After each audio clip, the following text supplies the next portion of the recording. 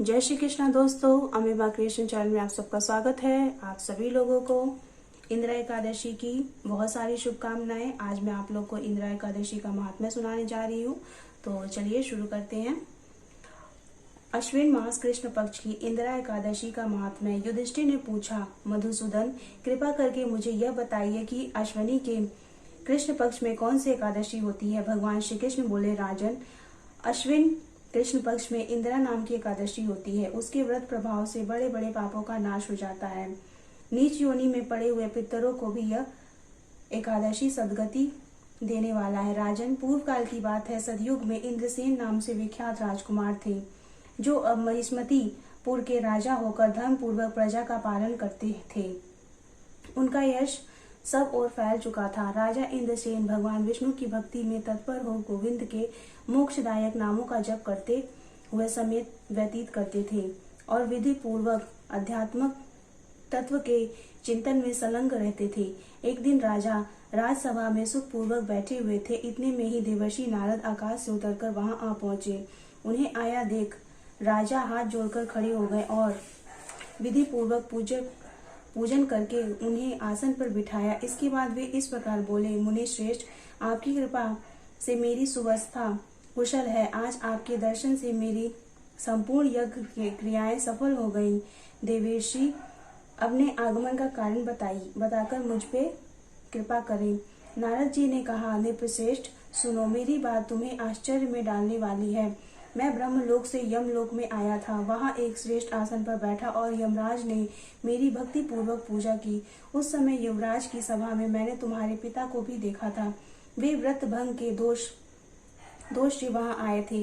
राजन, उन्होंने तुमसे कहने के लिए एक संदेश दिया है, उसे सुनो। उन्होंने कहा है, बेटा, मुझे इंदिरा के व्रत का पूर्ण देकर स्वर्ग में भेजो।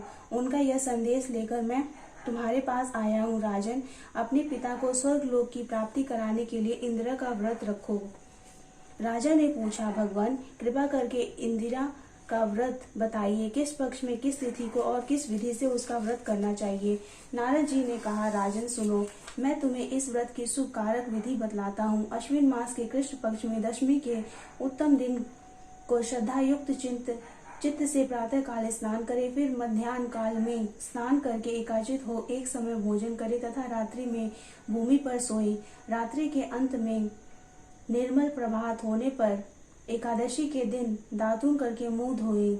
इसके बाद भक्ति भाव से निम्नांकित मंत्र पढ़ते हुए उपवास का नियम ग्रहण करें। कमल नयन भगवान नारायण, आज मैं सब भोगों से अलग हो निराहार रहकर कल भोजन करूंगा। अच्युत, आप मुझे शरण दे। इस प्रकार नियम करके मध्याह्न काल में पितरों की प्रसन्नता के लिए शालग्राम शिला के सम्मुख विधि पूर्वक श्राद्ध करें तथा दक्षिणा से ब्राह्मणों का सत्कार करके उन्हें भोजन कराएं। पितरों को दिए हुए अन्नमय पिंड को सूंघकर विद्वान पुरुष गाय को खिला दें। फिर धूप और गंध आदि से भगवान हृषिकेश का पूजन करके रात्रि में उनके समीप जागरण करें। तब पश्चात सवेरा होने पर द्वादशी के दिन पुनः भक्ति पूर्वक श्रीहरि की पूजा करें। उसके बाद ब्राह्मणों को भोजन कराकर भाई बंधु नाती और पुत्र आदि के साथ स्वयं मौन होकर भोजन करें। राजन, इस विधि से आलस्य रहित होकर तुम इंदिरा का व्रत करो। इससे तुम्हारे पितर भगवान विष्णु के वैकुंठ धाम में चले जाएंगे। भगवान श्री कृष्ण कहते हैं, राजन, राजा इंद्रसेन ने ऐसा कहकर देवर्षि नारद अंतर्ध्यान हो गए। राजा ने उनकी बताई हुई विधि से अंतपुर की रानियों, पुत्रों और भृत्यों सहित उस उत्तम व्रत का अनुष्ठान किया।